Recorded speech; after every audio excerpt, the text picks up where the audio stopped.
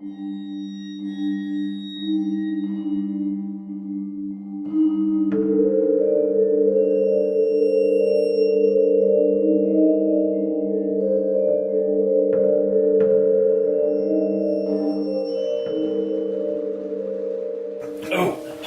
and welcome to Al Dente Rigor Mortis. I'm Review Cultist. I'm Mikey, the E stands for evil. And I'm the gamer in yellow. And we're here to discuss those internet stories, most creepy and most pasta, and be critically silly doing it.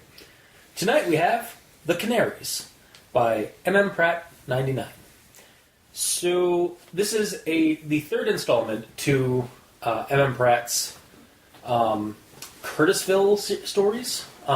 Just because Curtisville is the town that this all seems to be happening around.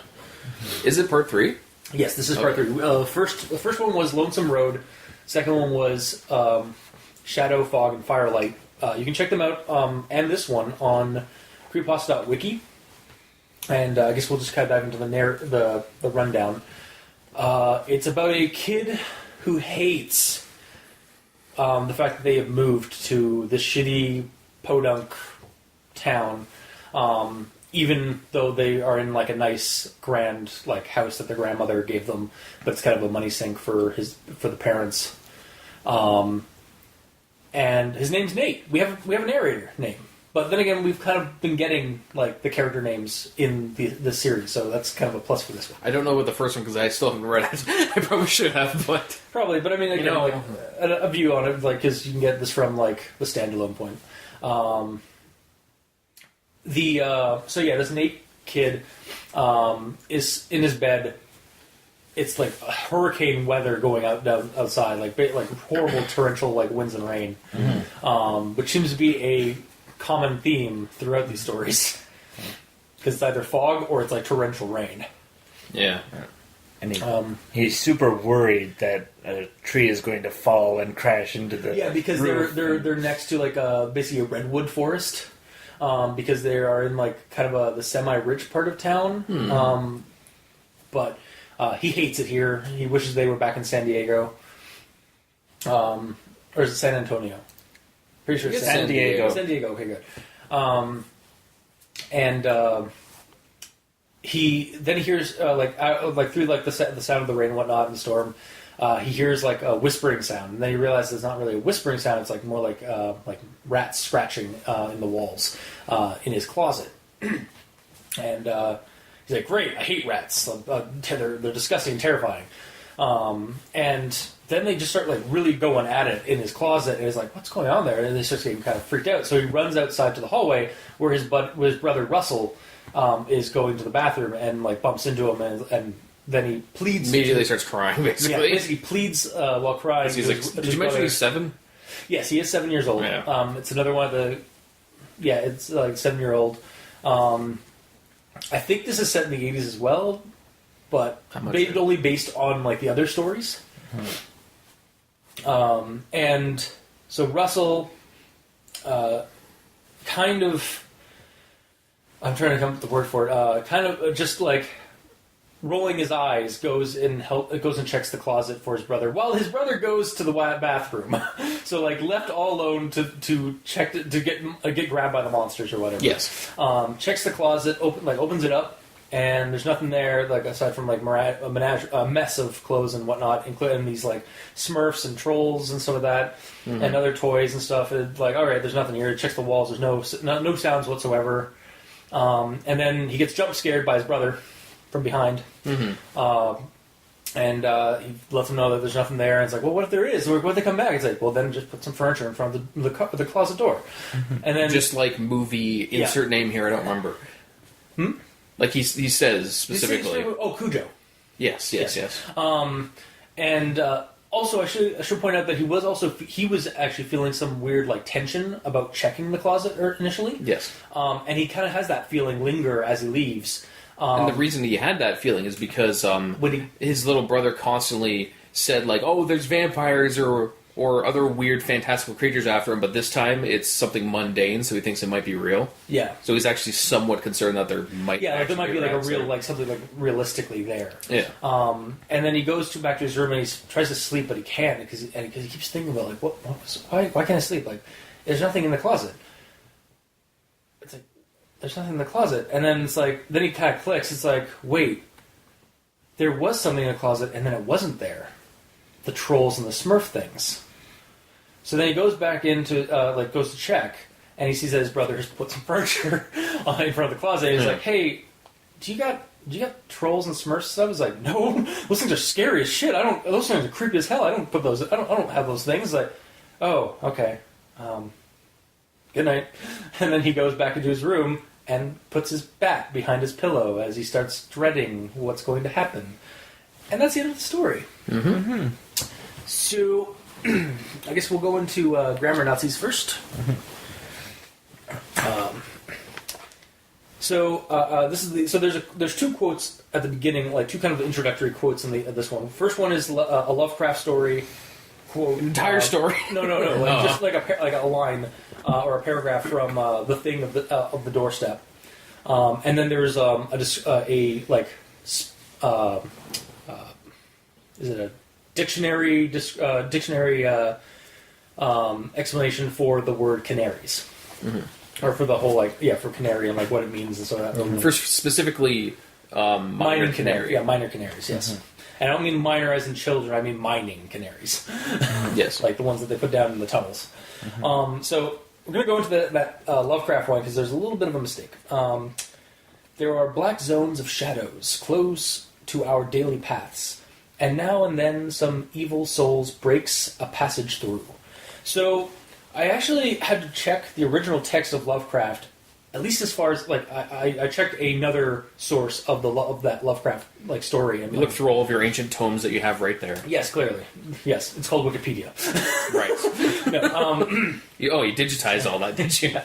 No, there's you can go online. You can go to I think Project Gutenberg or the Project Gutenberg's actually they digitize old texts. I immediately thought it's a site run by Steve Gutenberg. God damn it! I knew you were as Mahoney. God damn it! That's the only role I really know Steve Gutenberg from. Being serious though. Sorry. You can also check. There's actually I believe there's a website online that actually just archives all of H.P. Lovecraft stories. Mm-hmm. So I checked one of those to make sure that was the right that was actually just pulled from that, and it turns out it actually isn't. It is in the original text. It's evil soul breaks. So I guess the person here wrote out this one, mm-hmm. or rather than copied and pasted from something, mm-hmm. Or maybe their original source, maybe their source happened to have a typo. Yeah. Also, and I'm just noticing this now, the original is Zones of Shadow, not Zones of Shadows. Okay, so that's the second one then. Yeah, extra S's. Yeah. And again, we don't know if that's maybe they did type it up and rather than copy it, mm-hmm. or maybe they got it from a source that just happened to have two typos then. Mm-hmm. So, and then there's it's credited to H.P. Lovecraft, which the correct one is Lovecraft, but it is a very easy mistake. I mean, that being said, you're in the first introductory little paragraph that isn't even about the story, and you're at typo 3. Yeah. That's the thing, Yeah. And if I had a boat, I would name it H.P. Lovecraft. Yeah. If I had a hovercraft, I'd call it H.P. Lovecraft. Yeah. That sounds HP stands for horsepower. He's got a blown V8 engine. Oh, fuck.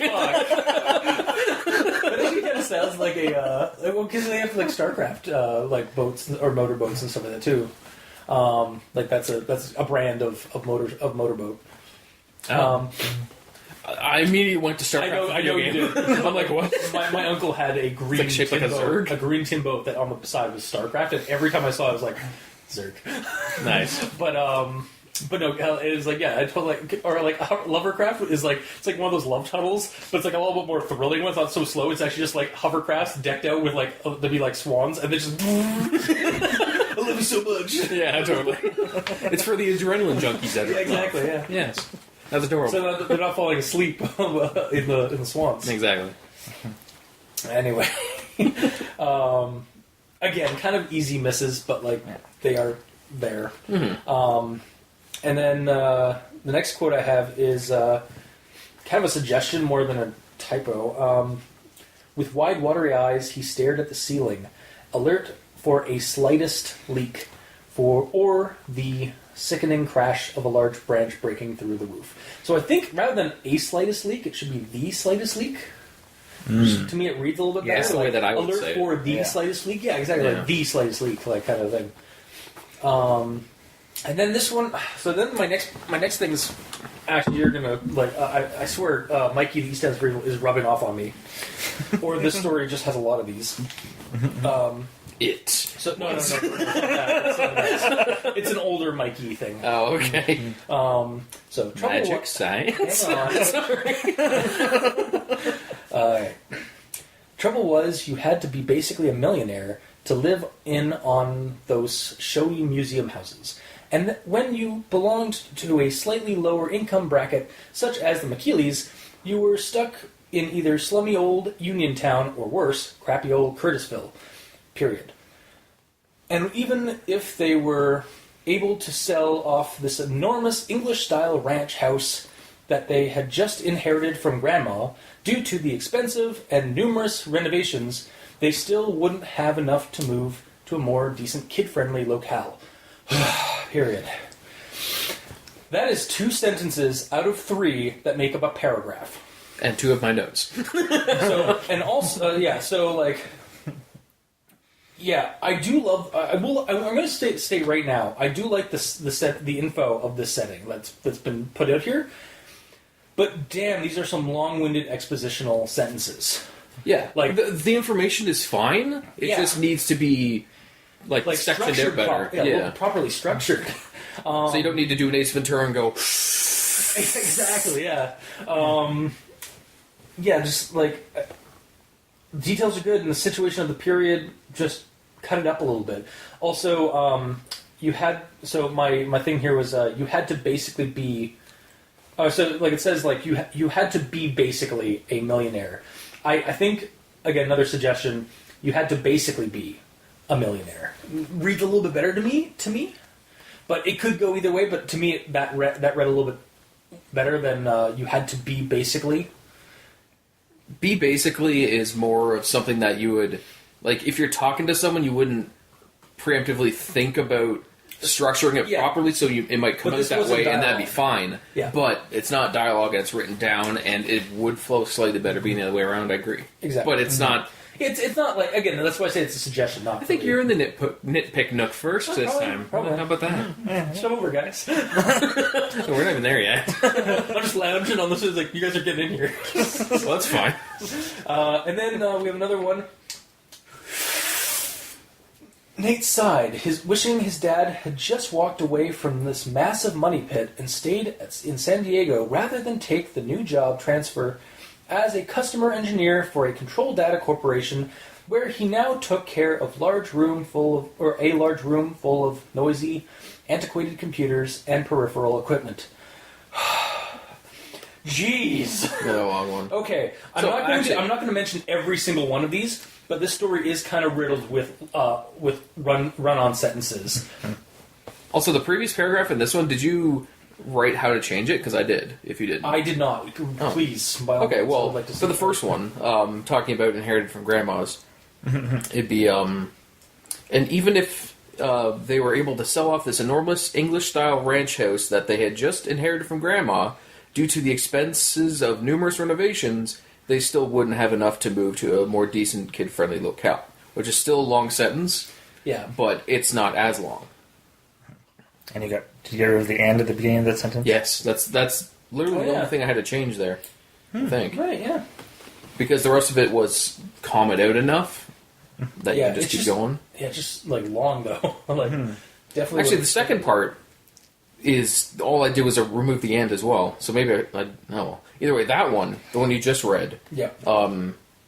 I sectioned that out into 2 paragraphs. So where's the first change?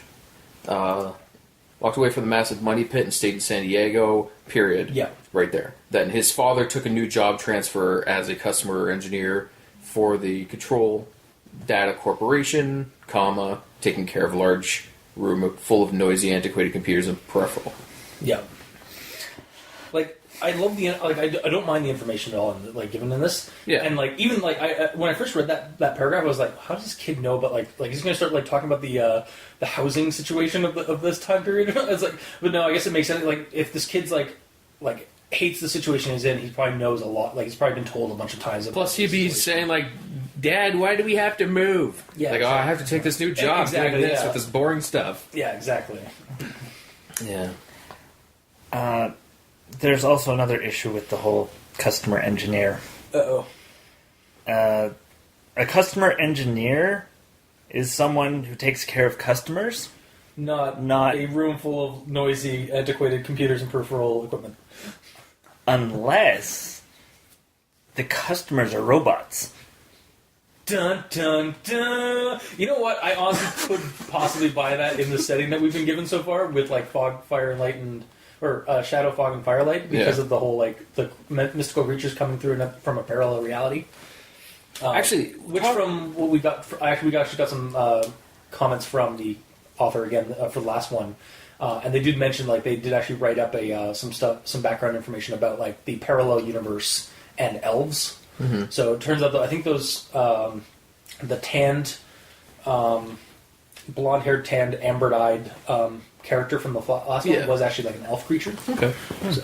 They also said that I was right about the wall thing at the end. Yeah, I saw that too. You know. Yeah, they even sent us photos. Yes. To show us, I was like, yeah, okay, all right. You know, I'm a bigger man. I'm a big man. I'll admit defeat. I'll admit that I failed, or I. That is also defeat. You're not wrong. Yeah. I'll admit that I definitely saw that wrong. I'm sorry. You should be. Okay. You were forgiven. Thank you. But anyways, back to this story. As soon as I read I'm only chiming in because it's sort of the same sort of situation. When I started talking about like the dad having to job transfer, I wasn't sure if what it was trying to say is his dad had to do a job transfer from a customer engineer to some job now that he has to take care of antiquated computers and peripheral equipment. That might be what it's trying to say. That San Diego, stay in San Diego rather than take that new job transfer as a. No, I think he's a job transfer to customer engineer. I know. I'm just saying, like, when I first read it, I was confused what it's trying to say. Like, if those are supposed to be the same thing, because they, as Mikey said, they seem different. Yeah. So I just wasn't sure if it wasn't properly saying, like, he used to do this and now he's doing this boring job. Yeah, again, like, a lot of these, like, kind of suffer from the run-on sentence thing, and, like, I feel like if they were cut up a little bit more, they'd read a lot more clearly. Oh, yeah. And also, you would have some breaks between the reading, or, like, between sentences. Yeah. I rewrote that one, too. Oh, yeah? Wait, did I read that one? I read that one out already. Yeah, I didn't. These are the only two examples I really kind of go in. There are other ones, but I felt like if we were going to keep doing it, this was going to be like 2 hours long, and I didn't want to do that. But yeah, like there are other run-on sentences in the story. I'm sure you guys have grabbed a couple then, based on what Mikey just like shot me in the eye. It's like oh shit, this many. Okay. That's not this many, it's this many. Like 11? Yeah. Jesus. We have 11 grammar Nazis. Oh, fuck. Okay. I have other grammar Nazisms, too. Like, not just run-on sentence, but that was my big one for the story. The next one I have, actually, is... And again, this isn't the whole sentence, because it's another run-on sentence, but... Russell, in his skill in sports, as well his display of athletic prowess on his beloved bike, as well as... skateboard. Wow, that's a lot of as wells. Yeah, so the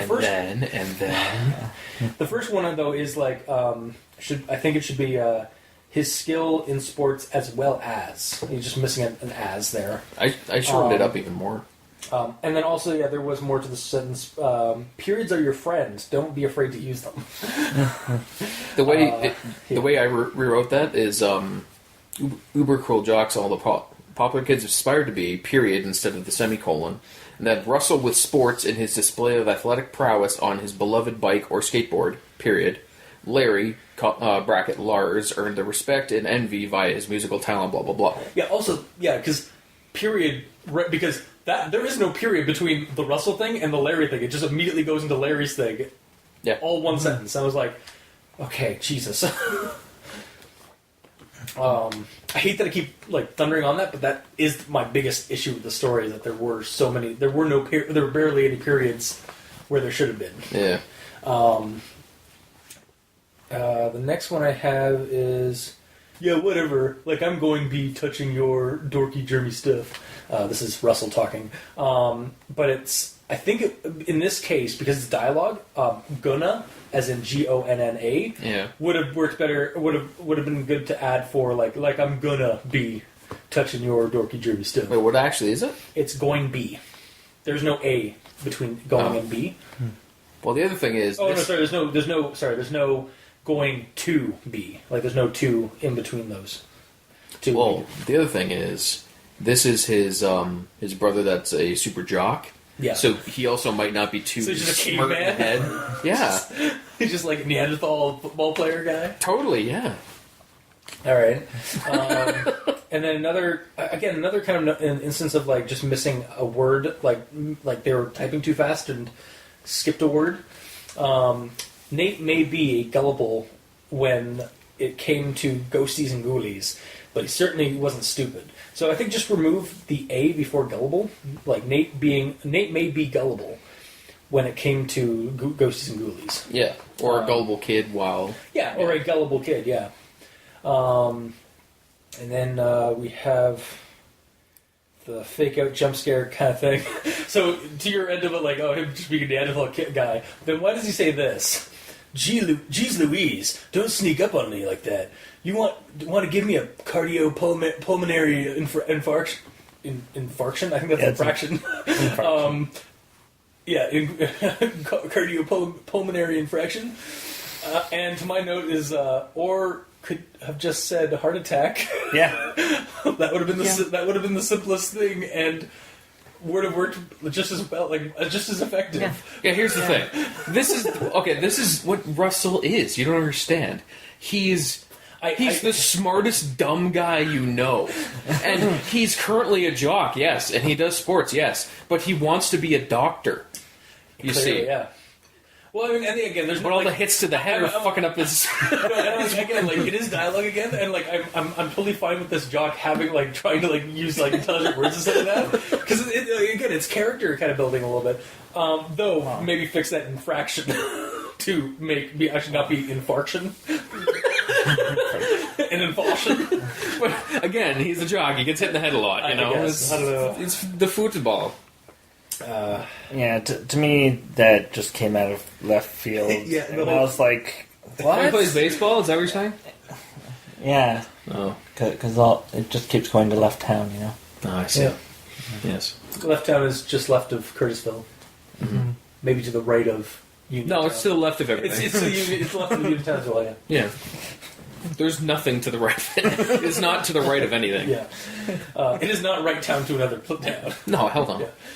And then my next one is, my last one actually, my grammar analysis is, again, dialogue, but I just felt like something didn't something needed to be fixed here. So it's, what? So Russell sputtered. He glanced back at Nate. You say something? Nate gave him a weird look. Huh-uh? Or huh-uh? I think it should be nuh-uh. No, yeah. Yeah. And I actually have that nuh-uh, question mark. Because huh-uh does not, that's not the word you use. Huh-uh, nuh-uh. Yeah. Nuh-uh is a lot more effective for that line. Or as a negatory kind of thing. Yeah. Or as like a questioning negatory. And that's my grammar Nazisms, until we go to actual thoughts. So, Mikey, the E stands for evil. Alright, let's see here. My one grammar Nazi here, the first one. I was going to say, you only have one? I have at least two. Okay. That haven't been touched on yet. Cool. So one is in relation to the need of commas. Yes. Really? Because it seemed like there was a lot of comma use. Not in this sentence. Okay. This was earlier on. I'm just thinking of the ones I kept like I quoted down because like they were like comma, comma, comma. Well, there's only a lot of commas there because you're quoting an entire paragraph. That is one sentence. Yes, but I'm saying, like, if you even wanted to keep that entire paragraph as one sentence, it would still need more commas. Yeah. Okay, fair. Alright. And here's the quote. The only plus side of this whole Humboldt region, aside from the nice Victorian-era architecture, was that it was located within the heart of the majestic redwood forest. So I put commas in this, Okay. and I'll read it with the commas. Well, let's see if they're in the exact same location my two commas are. The only plus side of this whole Humboldt region, comma, Yeah. aside from the nice Victorian-era architecture, comma, Yes! was that it was located within the heart of the majestic redwood forest. Nice. We did it! Yeah, I guess I'll lounge and let you guys come to the quick note now. Cool. Actually, I don't really see that as a nitpick. It's really, not. That's really like that should be fixed. Yeah. Alright. Again, if any authors listen to us and like feel hurt by us as grammar Nazis and stuff, we do this out of like we do like to see like good writing and stuff like that, Yeah. and we want to see it improved.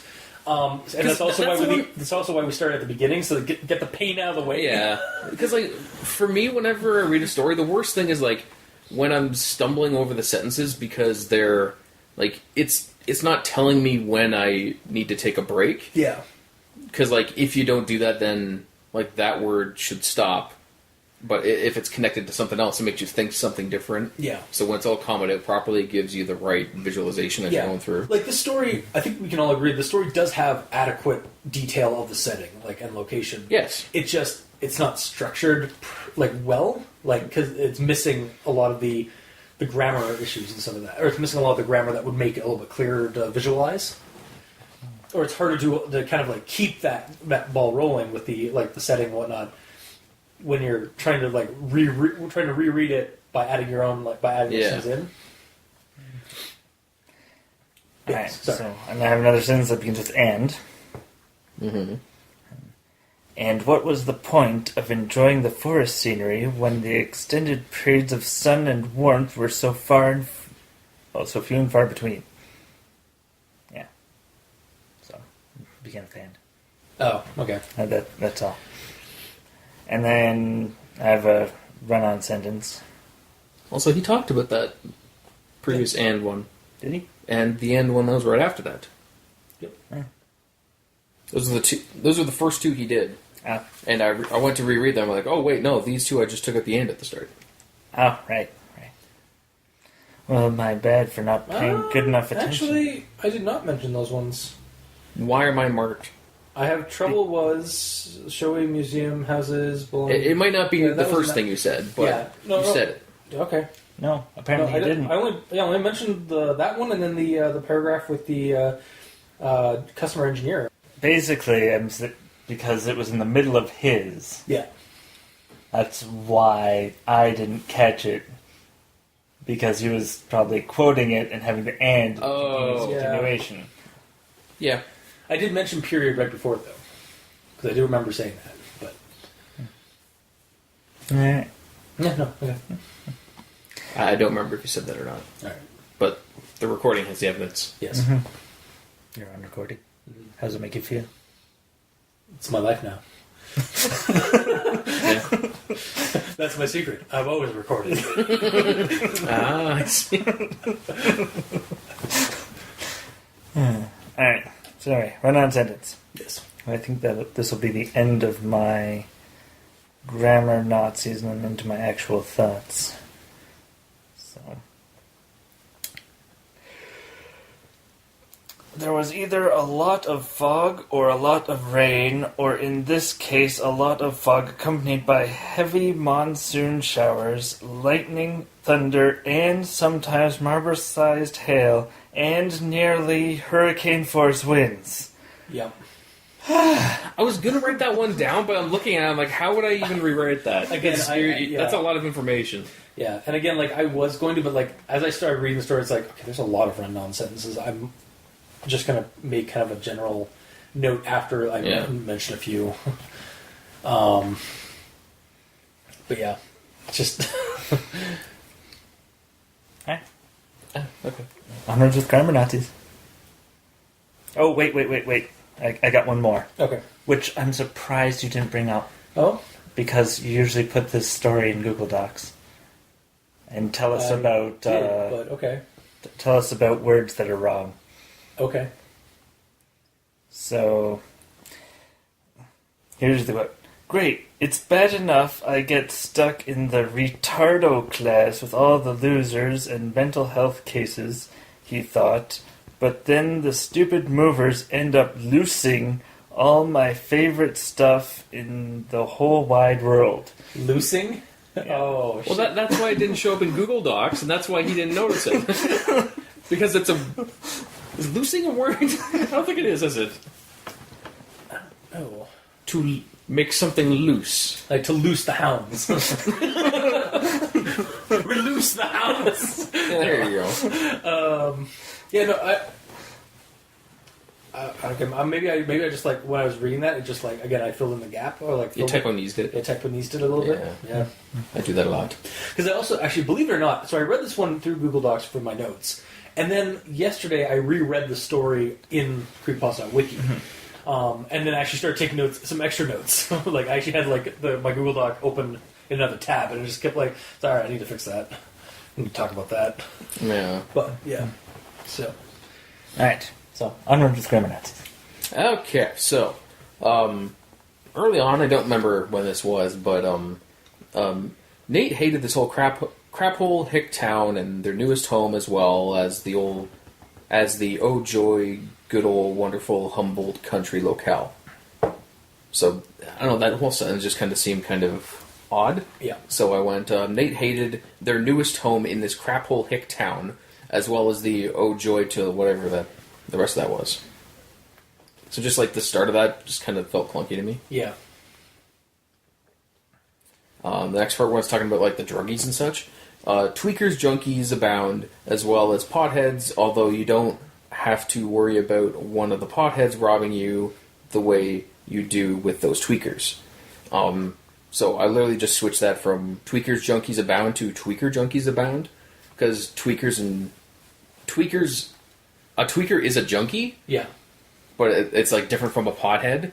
So I'm assuming what they're talking about is they're talking about two different specific types of drug users, tweakers and potheads, Yes. which are both junkies, but they're referring to tweakers as their own separate thing. But the way it's right, it's tweakers, junkies, Yeah. so it almost sounds like tweakers, junkies, Yeah, that's also what I thought it was.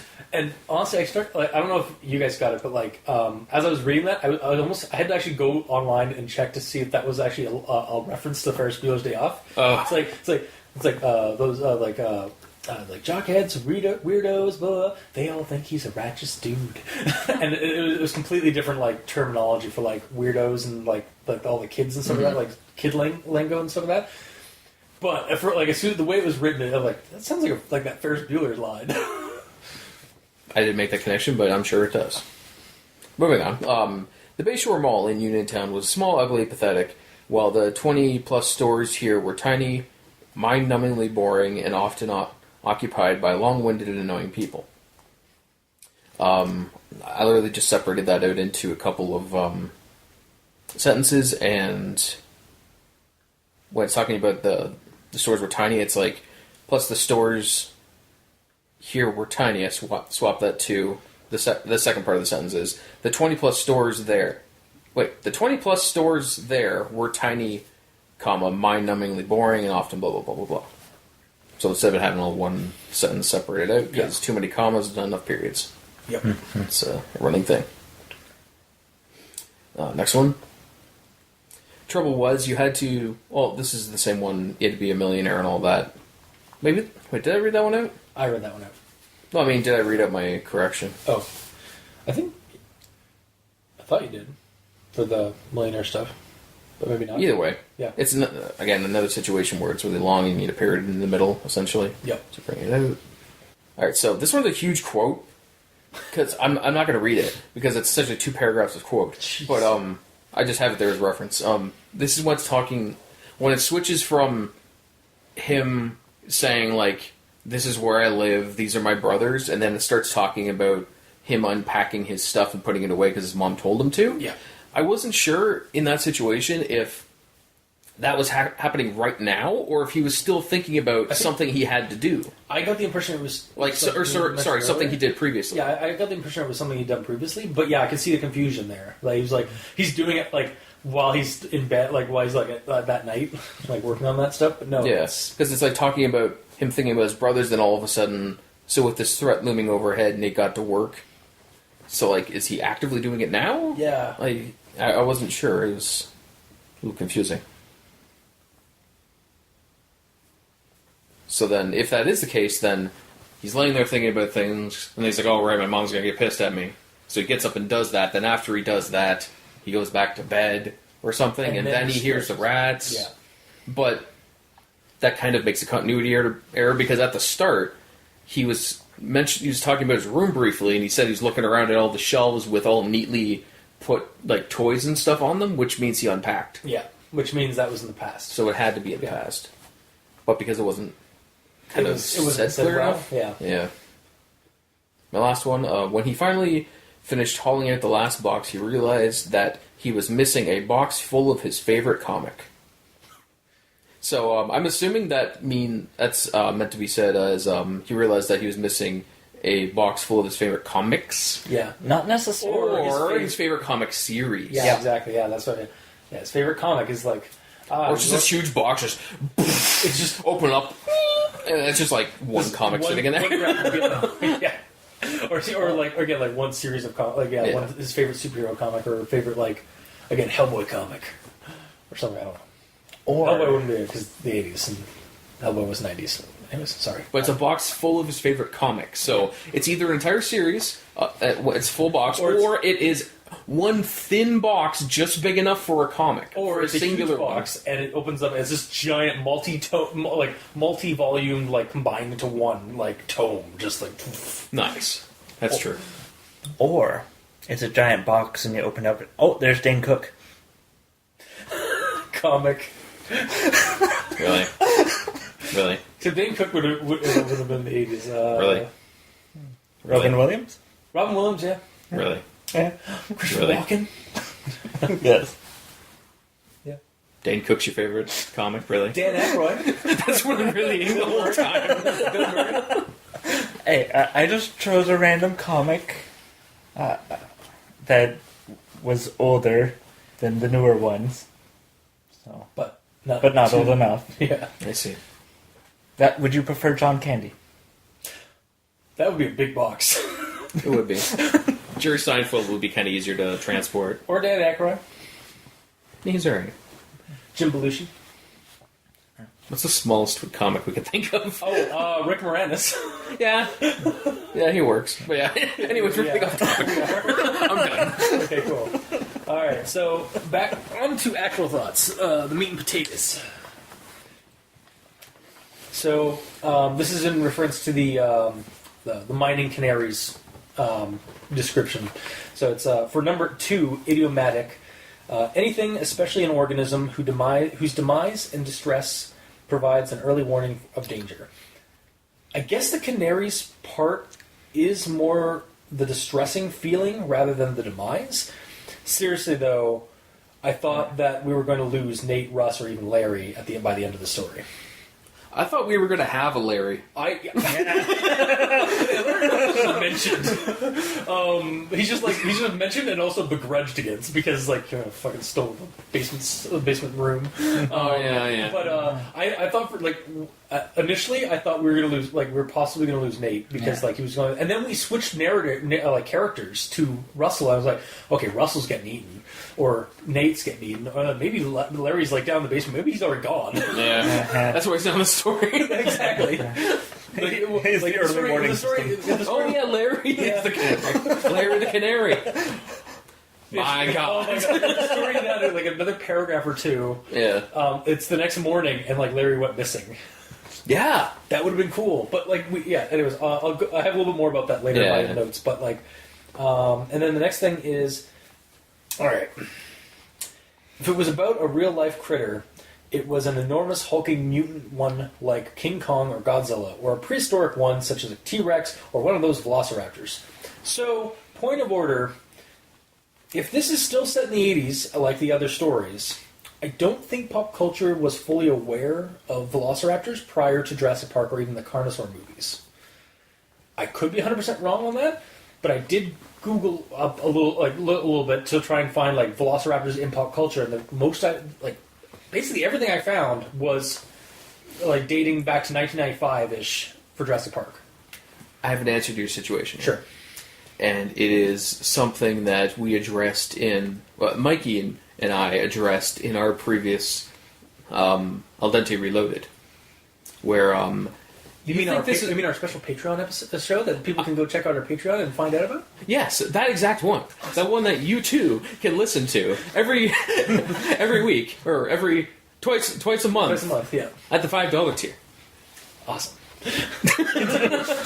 Now back to our regular scheduled program. But yeah, you seem to think that this is a problem because this is in the 80s, right? Yes. Well, you're not thinking of this is in the 2080s. Because he's a robot engineer. We've already discussed that. Again, based on the setting, like he's a customer engineer. I could kind of buy that with the setting. He physically works on the customers. They come in. It's like a Deus Ex situation. They come into the limb clinic and like they have to have their augments worked on by him. Yeah, that's what he is. There you go. Cool. Done. Yep. All right. That's no longer a problem. Yeah. Wrap that up. Mark it off. Yeah. Good. All right. On to the next one. All right. Suppressing a shudder at this sickening visual overload of saturine cuteness, Russell shoved the clothes aside and thumped on the back of the wall with his fist. So, saturine, adjective. What? Excessively sweet or sentimental. I learned a word today. Oh, I didn't look that up. I should have. Yeah, it's number one description is excessively sweet and sentimental. Okay. Oh, that makes sense. Cool. Then the next one is, well, they must have quit fighting and holed up someplace else then. Hopefully, in Lars' basement bachelor pad, he thought ruthlessly. He was still pretty steamed at Larry for sneaking that perch into his pillow last month. What? Perch in his pillow? Yeah. What is that? A fish. Oh, okay. I was like, what? Like, is that some kind of term for like snatching away, like snagging the basement, like snagging like the good room? Literally putting a fish in his pillow. No, I think it's a prank or something. I guess. Also, the beginning of that is like, again, to bring it back from like the beginning thing where like Larry the Canaries been eaten. It's like, yeah, they held up someplace else. Larry's downstairs defending himself and getting brutally mauled by cute rat troll smurf things. Yeah, Larry's down there in the next installment of this. Actually, I don't know. There are like a bunch more installments, but I'm not sure if the next one's going to be based on this or if it's going to be another character in the setting. Yeah. I do hope these stories do correlate eventually to some kind of conclusion, or if maybe they are just supposed to be like this is my entire world. Yeah, like here's a bunch of random things that happen in my world. Here's a window view into that world. Yeah. And so the next thing is, look, if it keeps happening again, he said reasonably, then go pile some furniture in front of the door, like the kid did in Cujo. Pulling himself free of Nate's grasp, he continued on down the hall. Russ? Nate asked cautiously. What? Can I sleep in your... No. Russell cut him off as he trudged into his room, shutting the door behind him. So, I gotta give this story props for the feeling of an 80s horror movie, or like film story. The setups, the perspective switch between the brothers, the dialogue, the fake-out jump scare, it definitely builds that kind of atmosphere, even through the run-on expositional dumps that are throughout the story. Mm-hmm. This scene in particular was gold to me. Like I liked like that's like Russ, can I? No.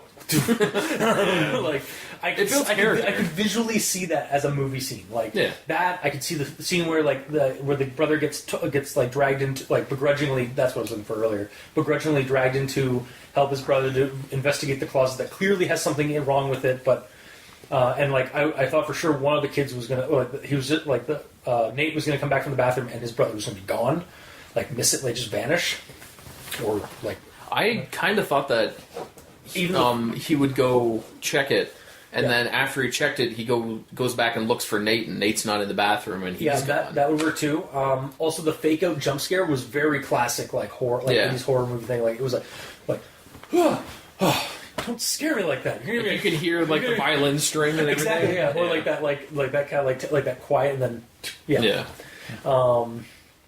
it just this was like throughout this, despite its like grammatical errors and stuff like that, this did produce the feel of an 80s horror story. Yeah. So, and then my next quote is actually I think the last one. Well, yeah, like the last couple of lines of the story. But yeah, when Russell's about to leave after he finds out that his brother didn't have any like trolls or Smurfs in his closet or whatever, and then he thought he heard something, and then he like asked his brother, he's like, "Did you say something?" He's like, "No." And he's like, "Oh, okay, goodbye."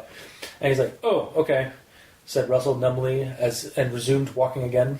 He could still feel Nate staring at him as he disappeared down the hall. Afterwards, he lay awake with the lights on, watching his bedroom door for a long time, and then put a baseball bat by his pillow, and at last he fell asleep. So a really cool like ending there. Like nicely built up there, but that's the end of the story. No character goes missing or something. Like we mentioned earlier, like I expected one of these kids to go missing, and that was the canary of the story. Mm-hmm. And don't get me wrong, like I like the reveal of that the trolls and the Smurf looking things in the closet were actually the out of place vector. It actually kind of got me when it was revealed. Yeah. Personally, anyway.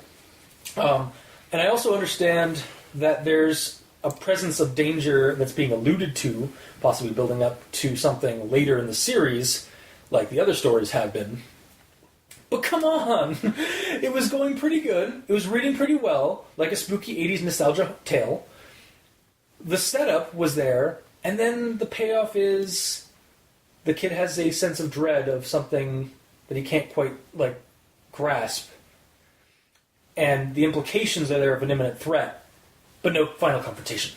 It's almost like you're reading a pasta that is inherently creepy. Yeah, I know. No, I'm not. And you know what? I'm not like. Again, I did say like I'm not angry at it. I'm just like. It left me blue balls, with creepy blue balls. Yeah, okay. Which I guess is kind of... It is, to a degree... it is actually a decent cliffhanger aspect of the story, like, for the story. I just hope there is some conclusion, like, as the stories go. Like, I hope this does get some kind of payoff in the later stories. Do you think that there's sort of, like, a subgenre where, like, creepypasta is, like... Stuff is unsettling. Like, this is an unsettling story. Yeah. And then there's other ones that are scary pasta, which are things happen that are physically scary. Yeah, oh no, for sure. Like, there are all kinds of, like, little niche, like, genres that, like, again, like, we have, I keep making a reference to it, is it Pinhole fiction? No. Keyhole? Keyhole fiction, where it's just like there's no real context before or after, it's just kind of in the moment. That's what this is. Yeah, this is very much like that kind of thing too. And this is a subtle creepiness, like, but again, like there's a threat, but there's no actual like violence or like no actual harm. People don't have to die. No, exactly. No, people don't have to go missing. I know, exactly. Yeah. And I'm fine with it. It's just like, again, like one of the things that is like, oh man, I guess because I was expecting like an 80s horror movie or something like that, one of these kids to go missing.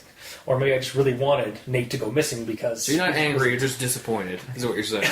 Yes, but like not in like a bad way. Like I was just like... Because the story did nothing wrong. Yeah. I had an expectation and it wasn't met. Mm. But that was a fabricated expectation of my own. Yeah. So, and then honestly, like the past few stories, like Lonesome Road, Shadow, Fog, and Firelight, the Canaries, they do seem to do feel to me like as we've been reading them and we've been like understanding this world that's being built.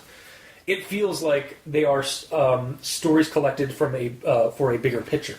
Mm-hmm. Like we are getting like bits of a bigger picture, and I just hope that fuller story does continue and it does like come to some kind of like culmination. I do like the buildup of atmosphere, anticipation, and the revelation of what was and then wasn't in the closet. Like that sudden like realization that the trolls were suddenly there and then they weren't. Like for me, that actually kind of creeped me. That was kind of clever to me, and that did actually kind of creep me out when I read that. I was like, oh, those were whoa. Who says they weren't there though? No, like he says like that was like then he realized that's what was there. Like he remembers seeing the trolls and then they weren't there when he checked it when he was looking through them again. He didn't go back to look in there. No, while he was looking in their closet, they were there on his initial inspection, and then as he was looking, he realized that they suddenly vanished. No, he didn't. Yeah, he says that in that like that's why he couldn't sleep. He realized that like when he first opened the closet door, there were the trolls and stuff like that, and then at some point while he was still looking there, they vanished. I didn't catch that. That's what I read. That's what I thought. I'm pretty sure that's how it read to me anyway. I thought he thought something was unsettling about the Smurf and troll. Like there was something weird about that, so he went and asked. That was what was unsettling though, was that they vanished while he was searching for them. And then when he asked his brother, it's like, "Do you have Smurfs and trolls?" He's like, "No, those are creepy." It's like those were the vector. Those were the things that were like scratching at the walls. They basically posed as toys and then vanished. I assume he saw them. Like he was in there. They were there the whole time. He left. And he's like, something's weird about this. And he went and asked. He's like, no, he doesn't have them. And they just took his word. And here's the quote here. You remember, they were there when you opened the door, but not there when you checked the floor. Yeah. So when he opened the door, they were there. And then as he was looking further, and like looking around, like and like knocking on the wall and stuff like that, they vanished. That's what unnerved him. That's what was giving him the creepy feeling. And that's why he went back to check and asked his brother if he had actually had those toys.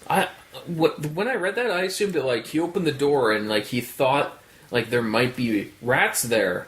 So he's like looking around, he's not sure, but by the time he checked the floor, he's like, okay, I guess there's nothing here. I assumed it that way. Maybe, but I think it's like, to me, I found it creepier the way I saw it with that was like, oh, it is. I'm not disagreeing. I'm just saying that wasn't. It didn't paint that picture to me. What about you, Mikey? Did you see that? What did you see? Well, I think part of it is that they didn't really mention the floor in the closet when he was initially looking at it. They did mention that there's like the floor was covered in like clothes and shit, or like yeah. So you wouldn't be able to see the floor. Yeah, but the floor is there, even if it's covered by stuff. Yeah, it's still a floor. Yeah. I assume it's like this. You open the thing. It's like, oh, there's all the sentimental clothes. That's cute. Okay, look behind them. Okay, I don't see holes in the walls. Then he looks down. Oh, there's Smurfs. That's weird. Closes it and leaves. No, but apparently, like when he opened it, he took note that he like basically like out of the corner of his eye or something like that saw, or a quick glance saw that there were Smurfs or troll things on the ground, thinking they were just trolls or Smurf things. Then he went to check. He pulled farther in and checked, and then when he went down to check the floor more thoroughly. He didn't realize at the time until later that the trolls and Smurf things weren't there.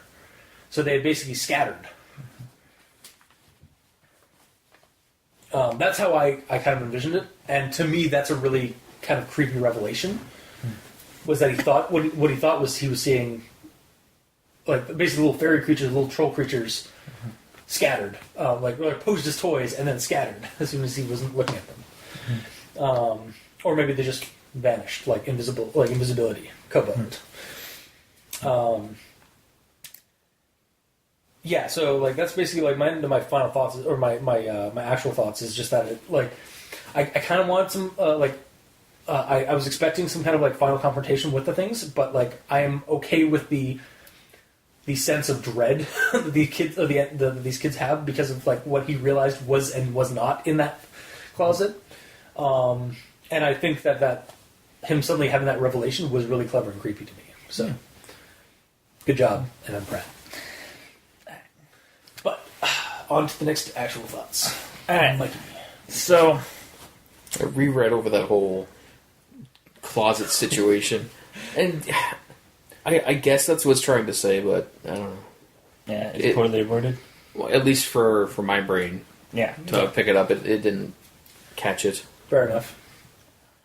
Yeah. Out of curiosity, when did you read this? Your actual thoughts, Mikey? Anyways, it was today. 2:00 in the morning. Yeah. It was actually. Was it when I texted you last night? I was like, "Hey, Secret World Legends." I was like, playing Warframe. Sorry, bub. Yeah. I was like, totally should read this story. Yeah. So first things first, back to the H.P. Lovecraft. Lovercraft. Yes, Yeah, Lovecraft H.P. quote. So, I don't like this. I thought we were actual thoughts, not final thoughts, Mikey. Jesus. So I don't like this. Gamer, what do you think? Can you elaborate a little bit? No. I really don't like this. Here's my elaboration. Well, I think that's the second or third time that's happened in the last couple of weeks. Yes. What was the last? I don't remember. Either way. anyway, my problem is that the quote is taken out of context. Okay. If you actually add the 2 sentences before this quote, it makes it much darker. Oh, actually makes it better, or That quote You better, don't know but Cultist? it's been a few years since I actually read this one, and I did not actually reread the story when I was looking for that quote. Yeah. So- It makes it better, but it makes it so it has nothing to do with this story. Oh, okay. Go on. So, I say that I have not murdered Edward Derby. Right, yeah. That's basically what that story was about. It was elaborating why he did not kill the person. Rather have I avenged him, and in so doing purged the earth of a horror whose survival might have loosed untold terrors on all mankind. There are black zones of shadow close to our daily paths, and now and then some evil soul breaks a passage through. When that happens, the man who knows must strike before reckoning the consequences. So he killed him because he's a demon, essentially. To me, this quote still works, even without that before sentence, because he's describing it does work as a quote for this story, because there are things trying to breach in through that closet, or maybe through some dimensional rift in the closet or whatever, or where those creatures are, and the description it kind of matches that for that one quote. I mean that's kind of why you do quotes you're not going to get the full that. I don't think it's out of context necessarily, because that first sentence was just describing why he did that, and then this one is explaining kind of giving you a little bit of exposition about the world of things are breaching through. Or it's still a quote about killing a man Instead of but the man is a monster. Yeah. The man That's was the a whole monster, thing. Yeah. Regardless, it's talking about monsters that are in the And shadows. actually, you know what? To make it even make it a little bit more fitting to the story, I will the whole thing about Edward Derby is that he is actually not. There's somebody else in his skin in that story. So I believe it would work for the story even more, because the creatures are posed as toys, like something harmless, something. If they were familiar action to the figures of Edward Derby, it would make sense. If you want to be stupidly literal with it, yeah, but I always do. I mean, yes, but in terms of using it from that aspect of something hidden within something familiar, that still works for the story to me, with the context. So you're wrong. It didn't work for me, though. But that's fair. But I still much would have preferred the full context. Okay. Even if it didn't have, I mean, For me, I would prefer the full context and have the entire story written down. I mean, you could actually get away with that because H.P. Lovecraft stories are have no copyright. They are completely public domain. So you could literally copy and paste it. You couldn't. You're getting shit. You're getting stolen shit. But legally, you could do it because he's he never copyrighted any of his stuff. But no, you're wrong. Yeah, I know. I'm being critically silly. I know. But I can see where why you don't care for it. I do think you're wrong, but that's my own personal opinion on that. Yeah. All right. Then the next part, the Canaries. Okay, yeah. I figured it out. Okay. The Smurfs and Trolls are canaries. They're actually birds. Yeah, bird souls. Ooh. Because the canaries are dead in the mines. But they're wreaking that's why the fog's there. It's actually like that town in Pennsylvania that's Silent Hill.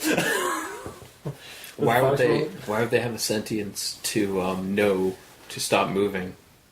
AKA, a la Toy Story, when there's humans around. They don't stop moving. They disappear because they're spirits.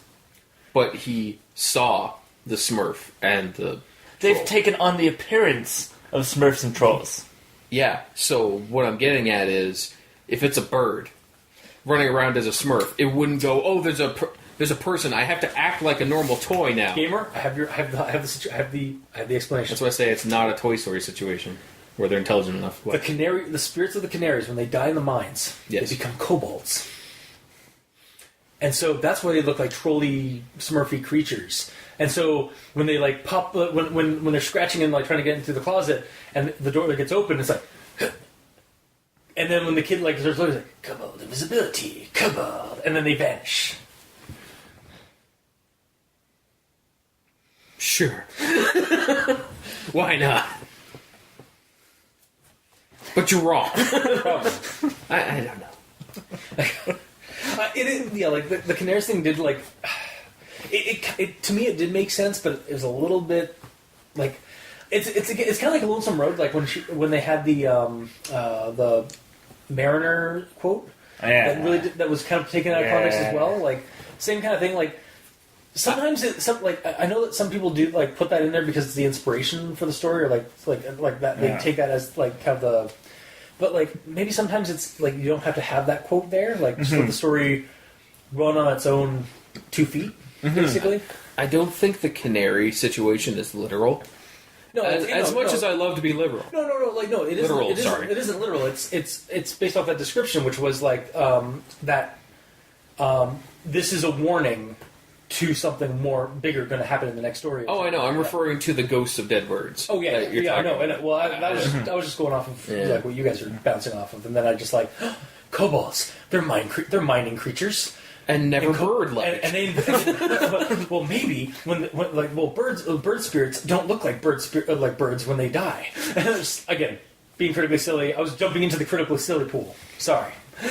Apparently I hit critical mass when we jumped into the critical silly pool. Essentially, you dived off of the highest platform, but you jumped so far you landed in the shallow end, broke your knees, and you're stuck there. Oh, God. That's what you did. You tried so hard that you failed. I tried so hard and got so far, but in the end, it doesn't even matter. Yeah.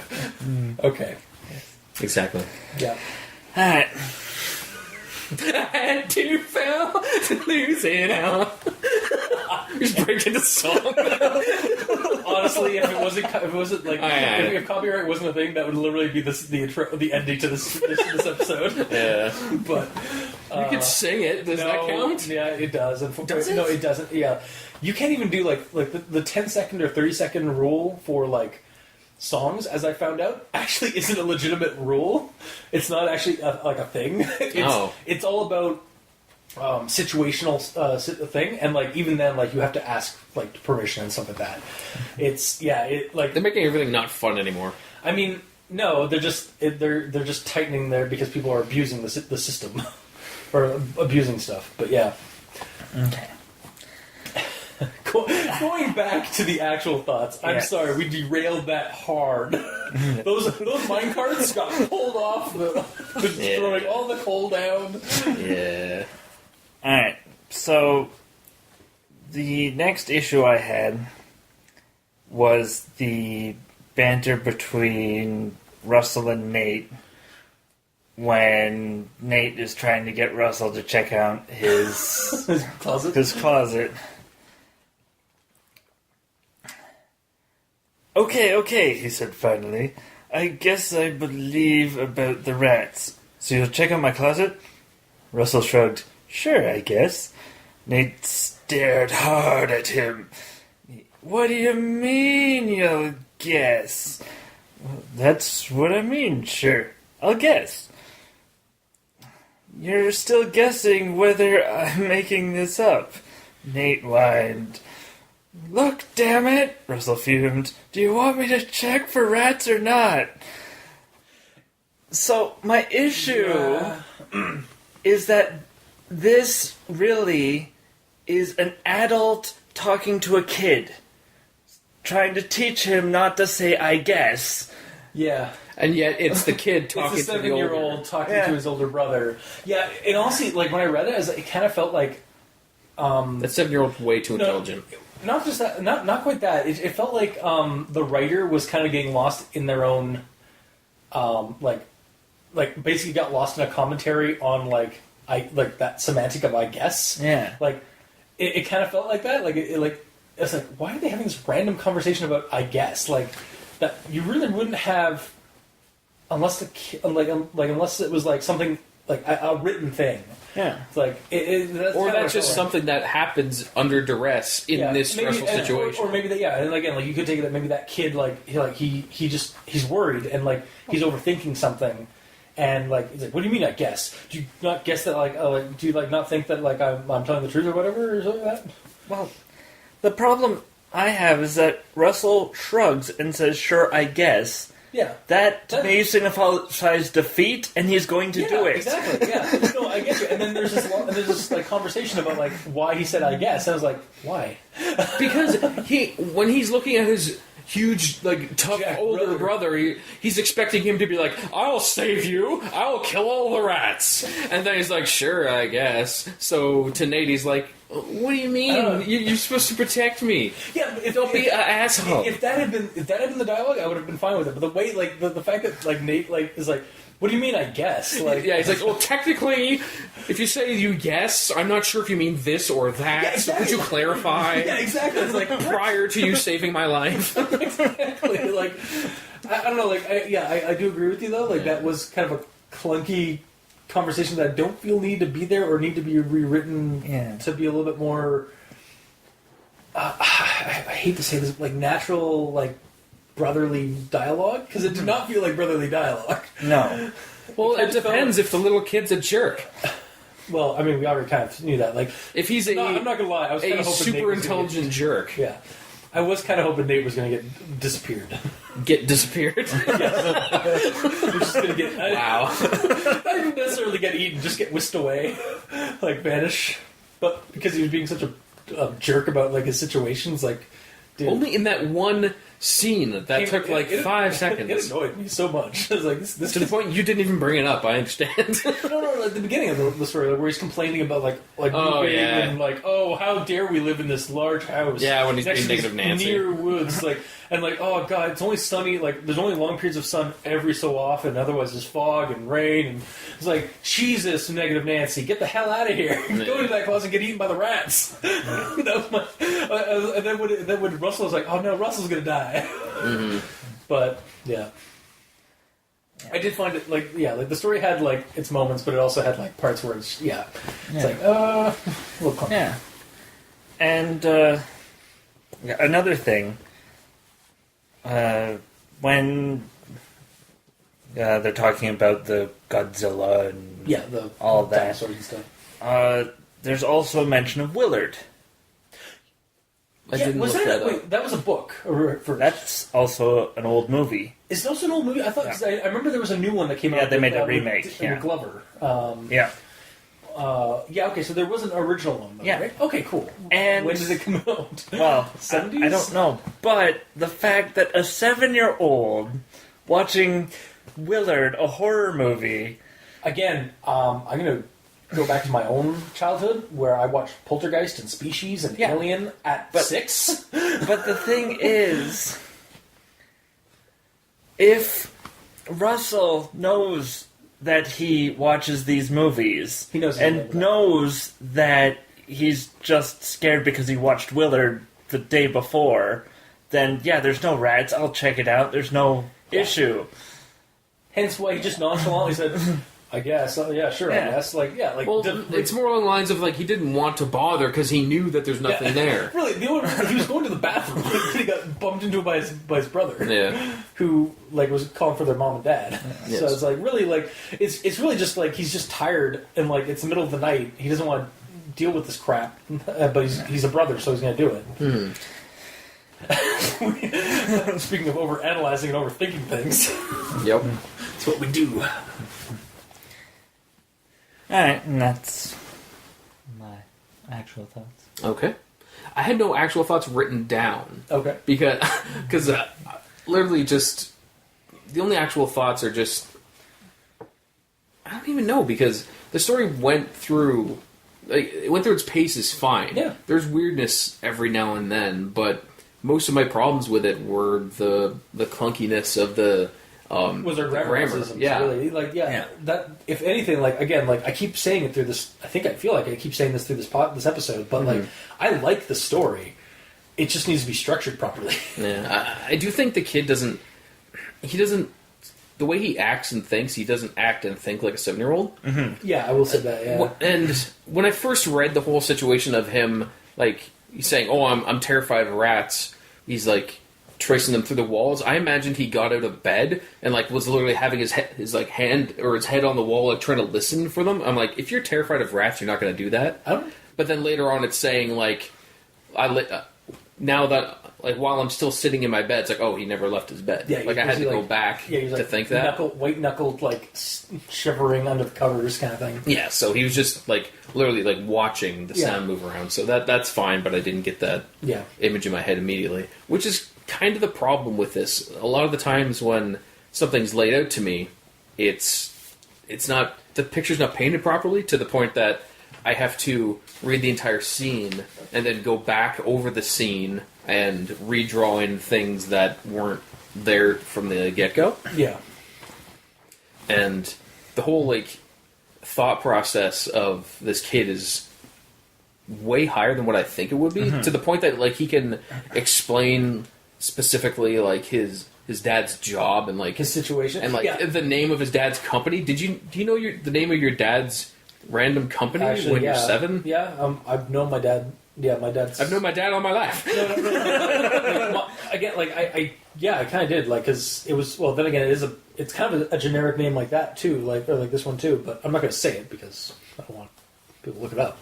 But yeah, no, I mean, I had kind of had that, like, combating in my mind as I read the story. It's like, how smart is this kid? It's like, I guess no, like, some of this, like, would, like, if he was situationally, if he was told this kind of, like, explained why he had to move constantly. Mm-hmm. Like, not move constantly, but, like, he was constantly being told why they had to move and stuff like that because he kept whining. Then, like, he probably, like, memorized the explanations and, like, loathed them. Like, they kind of be burned into his memory kind of thing. Maybe. And also the fact, like, although I did joke earlier about, like, how this kid's just going to start, like, talking about the fiscal situation with, or the financial situation with housing in this town soon, because it's like the real estate environment going on with the McMansions near the redwood trees and the slums of Uniontown and whatever.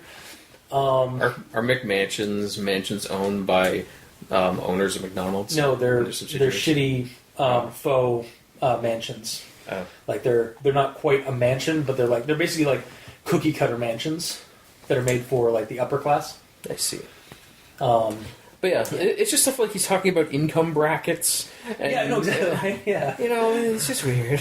Yeah, I was almost like, this almost would have been better if this was like the omniscient narrator. Yeah, which is actually going into what I was about to talk about next. A lot of the time through the story, I wasn't sure if it was a narrator telling us this, or if it's just his thought process. Yeah.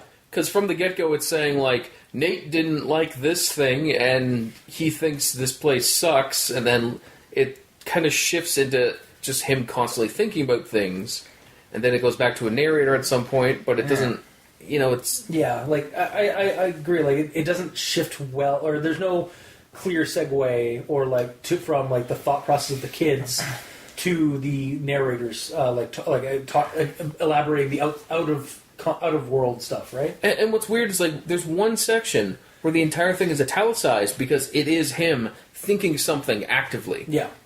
So that part is, but I don't know about the rest of it. Like, if the rest of it is meant, if everything that's not dialogue and not italicized is meant to be a narrator, then that explains the higher thought processes and the more information that a 7-year-old would have that's being given to us. Yeah. But without that being a little clearer, I don't know. Indeed. Yes. So is that all your... Yeah, that's about it. Yeah, like, I definitely do agree with you with that. So, but getting into our final thoughts then, recommendations and such. So, the biggest thing that could use a lot of work is the structuring of the information and the paragraphs for the story. The run-on sentences are the biggest issue for me in this entire thing. The information we're given for the story is good. The setting, like, I know the setting, of this, and it's only like a few, like less than an hour or so, in terms of time lapse of how the events go on, like within an hour at least, in this one night in like an 80s kind of period, in this shitty town, like rainy town. I get that. It's just the information is kind of just not it's like a first draft or like kind of not addressed, like, or the structure just wasn't there with like there were missing periods and all that. Mm-hmm. So that said, paint me intrigued, as I've said, on the setting and the bigger story. I do enjoy the world that's being created in these stories that we've been reading of the Curtisville stories. And I want to know more, so I want to read more of see where it goes in the other stories. So I'd recommend it for what I like about the story, like about the actual plot and what's going on, and like the fact that it did make me want to read more by the end of it. Mm-hmm. Though this story could use some maybe not some, a lot of editing work, just grammatically. But otherwise, ultimately, I would recommend it because I did enjoy the story for the atmosphere and the build up and that clever, creepy revelation of what was in the closet. That some of us got and some of us didn't. Well, personally, I like that. So I guess I caught it, and if you're like-minded, I recommend it then. Mm-hmm. So that's my recommendation. Would you find that, or would you say that, comparing this in Shadow, Fog, and Firelight, because I didn't read the first one, so I don't know if that one is like this one or the previous one, would you say that this one is like way more mundane, like astronomically so? It's a lot different. Like the stories have been a lot different. This one actually feels more like the original one. Because Shadow, Fog, and Firelight, I recall it being like a dreamscape kind of situation. It starts like you're sitting, people are sitting there at a campfire, and like one of them's two of them aren't even human, right? Yeah, one of them's a mage, one of them's an elf creature, and then the other one's a half dead cursed girl. Yeah, and then this one is like super mundane. Yeah, well, again, these stories are kind of a blend between fantastical, like shadowy fantastical, and like mundane reality, like mundane crappy reality.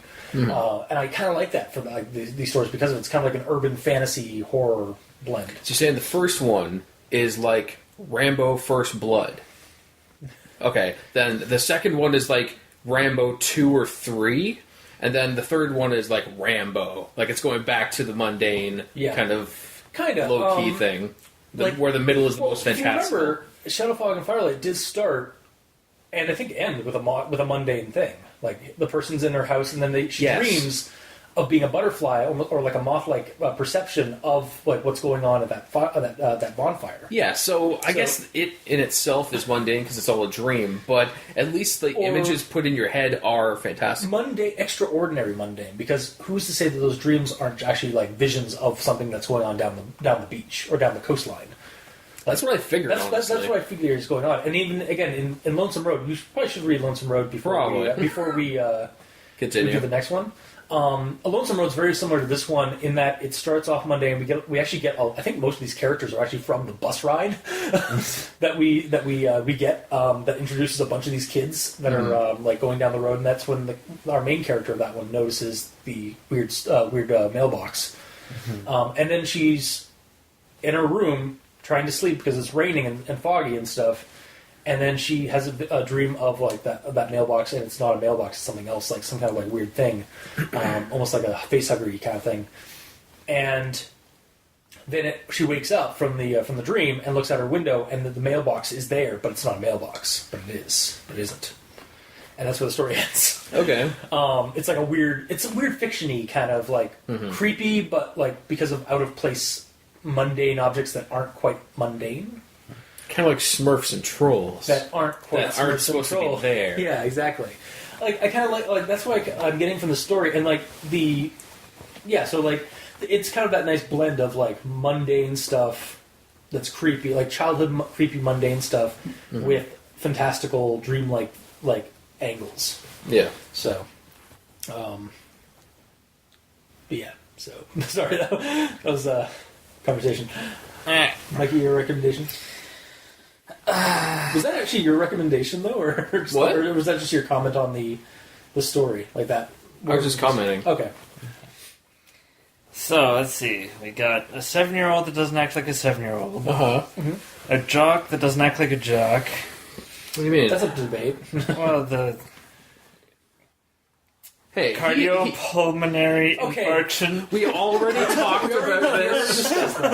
He is an avid football player who gets hit in the head a lot with aspirations of being a doctor. Also, for the kid that's the 7-year-old that doesn't act like a 7-year-old, well, he is in the special education room because he wouldn't be able to sit down properly.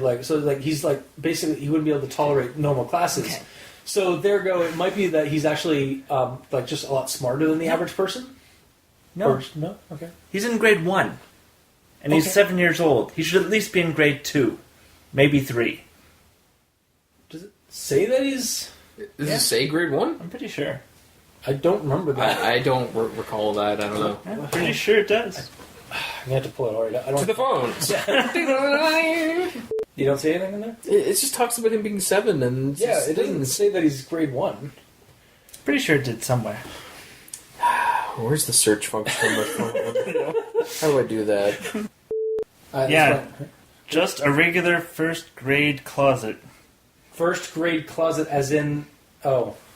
I guess that could be his first grader. Yeah. He's not saying like this is an A grade closet. Yeah, that's initially that's what I kind of thought it was. Shit. You know, okay, this is also... Russell, the smart idiot. The Smidiot. Okay, so he may be like, yeah, my brother's still in first grade. He's a smock. He's a smart jock. Yeah. He's like, yeah, my brother, he's 7 years old and he's in first grade. Shouldn't he be in third grade? Yeah, third grade. My brother's 6 years old in the third grade. He just said he was 7. Yeah, 7 in first grade. No, he's not the smartest. But yeah, okay. Okay, yeah. I don't know what grade he's actually in. If he's in first grade, then he's been held back a lot. But it's because he has so much intelligence in his head. And he's like, I'm not doing your little baby work. I know how to do things. If M.M. Pratt... Give me algebra. If M.M. Pratt would like to confirm the grade and age... Because it's necessary. It is vital, apparently. No, but for real, they've been mentioning, they've been commenting on the other episodes, so like it might have just been an oopsie. Yeah, it's possible. Yeah. Okay, so 7-year-old who doesn't act like a 7-year-old. Yes. I semi concede. Yeah. Semi. I'm not happy about it, but I concede a little bit. Okay. And you concede it a little bit. You kill you. You can seed what he's seeding. Call the skirt! Alright. And there was another thing that just kept pulling me out of the story, and I wasn't really sure what it was until Gamer in Yellow. That's laying dead. Sorry. was a visual podcast. Yeah, you can't do visual jokes on here; they don't work. Yeah. Other than making you idiots giggle. Although I'm just gonna hear the sound of like culture. It's gonna be bad. Yeah. And then You could add in a little sound or something. Or no, that's not how cultist curses work. It's like. Or it'd be like. Or it's like. Are you doing like the Yogg-Sothoth thing? Nice. Yeah, for the ones at home, we're being shitty. Doing more visual jokes. Yeah, we shouldn't be. We are a radio podcast. Anyways, continue. Right. Sorry. So I believe Gammon Yellow hit it on the head with the whole narrator not knowing is a narrator. Yeah. Yeah. So that kept pulling me out of the story. That's sad. Which is a sign of poor writing, unfortunately. Yeah. So I cannot recommend this. Alright, fair. Fair enough, I suppose. Mm-hmm. Well, for me, the way the story went was fine. I didn't have a problem with it. Again, like... Plot-wise. It sounded like a broken record, like... Yeah, it needs editing, that's fine. Most creepypastas do. That's not new. Yeah. Pretty much every creepypasta we read, other than Anne Tran, apparently. Again, check out our Patreon. Yeah. Plug. No. But yeah. But yeah, the story was alright. It's just... I can see where you're coming from, Cultist. It didn't go anywhere for you, because there wasn't any huge payoff. So, okay, like... it was creepy, but not scary. I understand. But, sorry, I'd just like to clarify. That was not a problem of the story. That was something that an expectation I laid on the story myself. Yes. Because of the quote at the beginning about canaries. And the canaries dying. I also at explained, the start of the story. It does say demise or... Make more paper noises. There you go.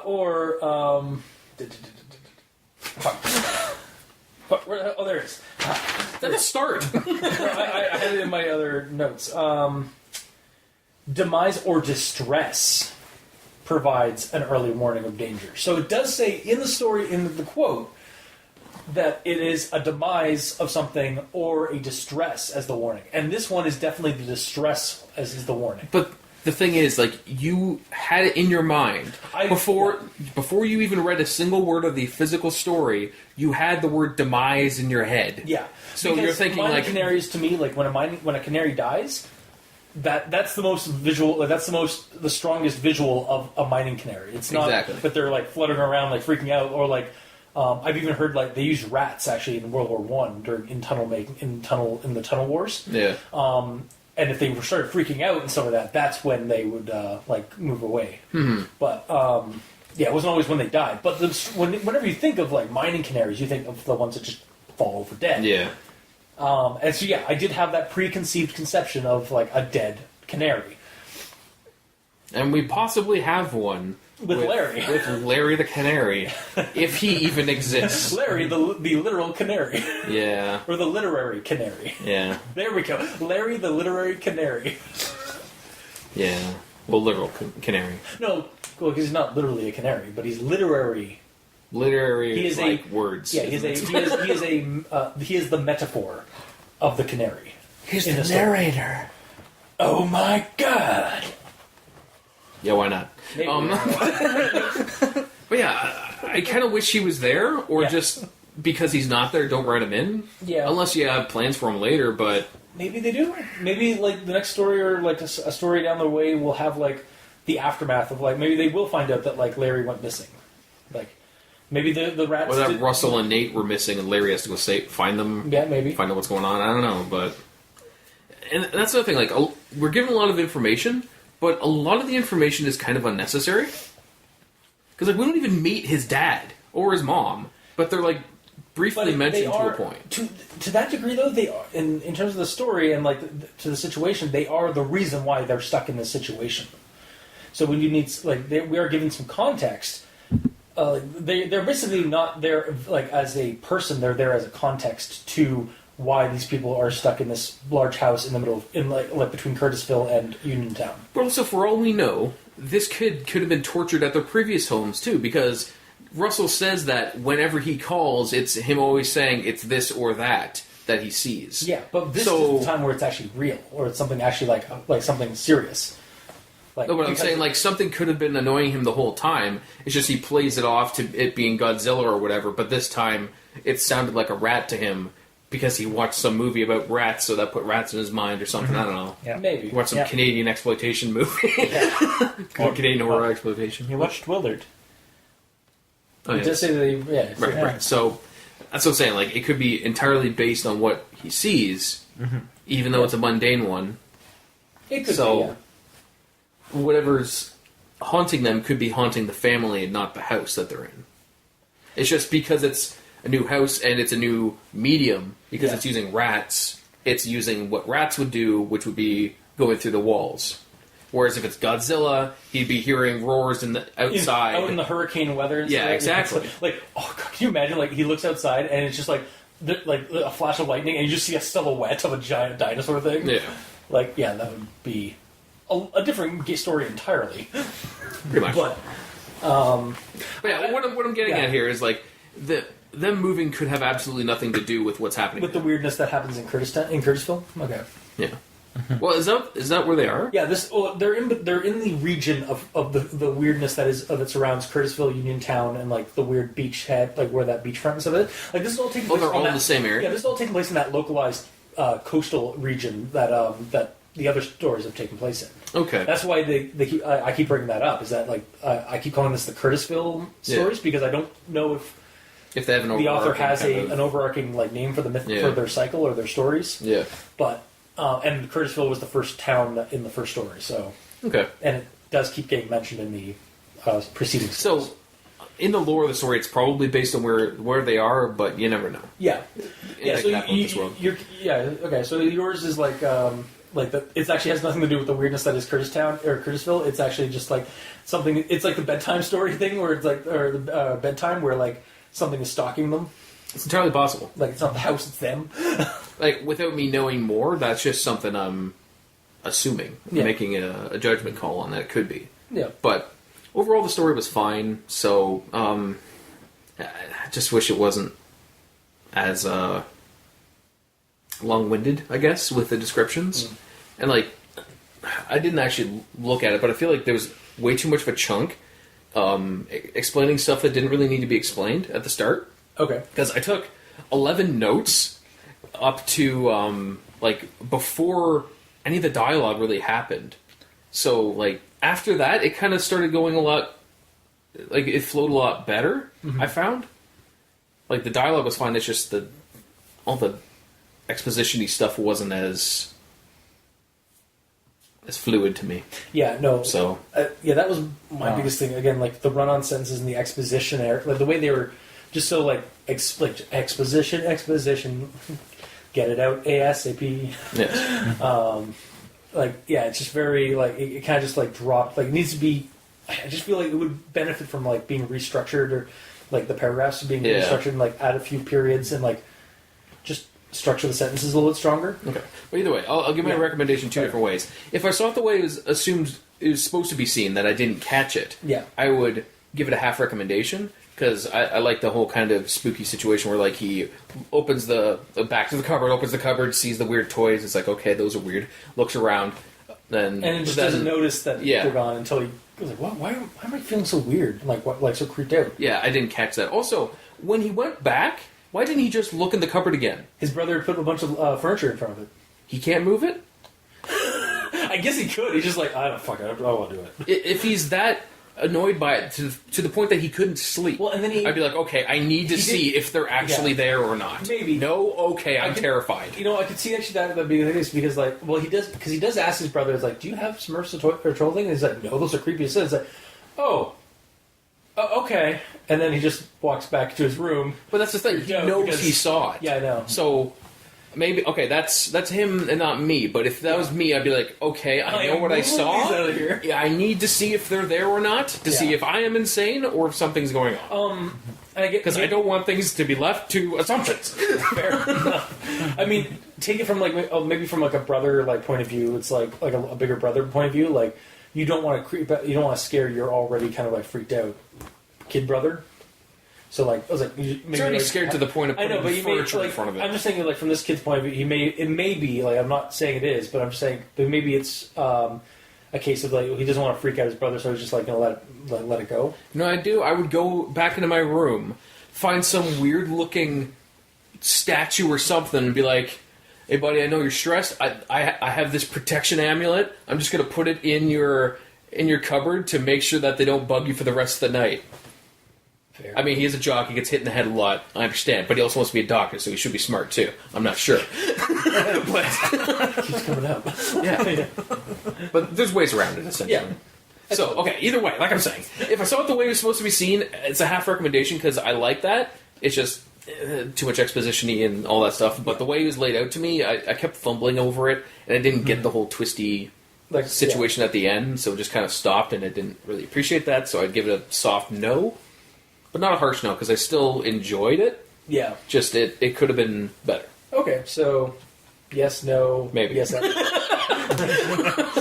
yes, no, maybe. Can you repeat the question? You're not the boss of me now. Sorry. It's a very musical session here. Apparently it is. Are you calling me Malcolm? Yes. You're Malcolm, the E stands for evil. Wait. The E stands for in the middle. There's an E in there somewhere. It's fine. All right, so yeah, that's our recommendations. That's Depending on how you see it, you can enjoy it one way or another. Yeah, and that's this week's episode. So if you like what you heard, if you didn't, leave us a comment in the comment section below where this gets posted, whether it be on QB6, Facebook, YouTube, or Tumblr. You can check us out on Twitter. Mikey's at E stands for evil. I'm at Review Cultist.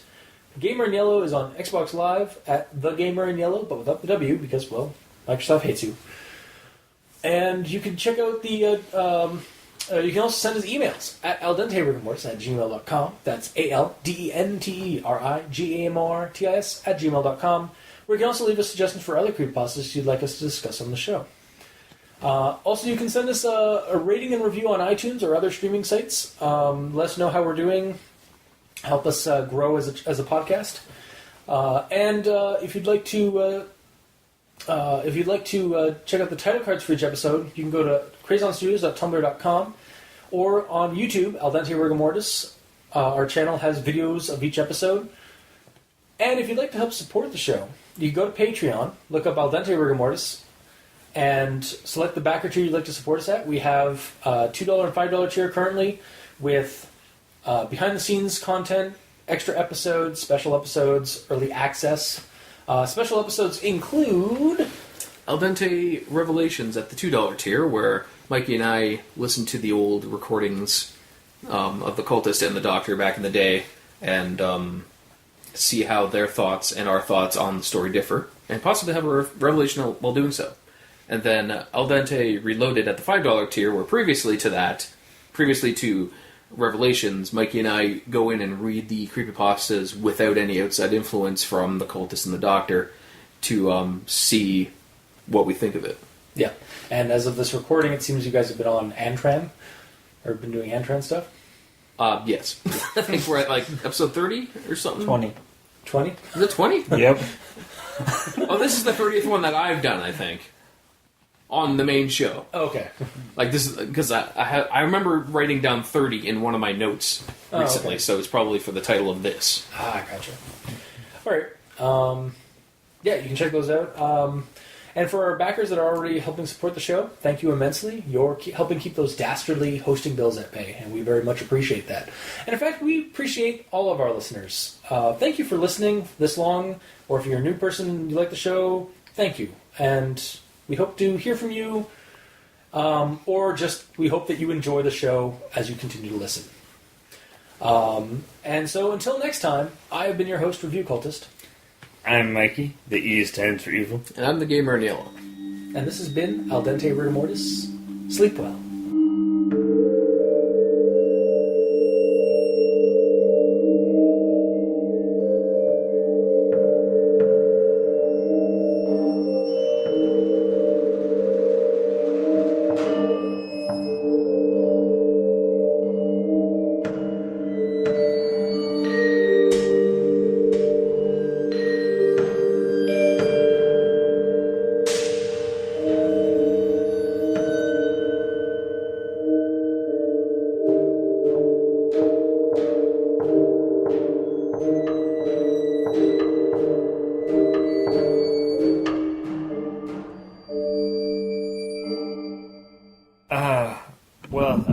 happy that I wrote down what the issue was because my mind auto-corrected the issue. And I was like, what's wrong with this? And then I looked at the note and like, da-da-da.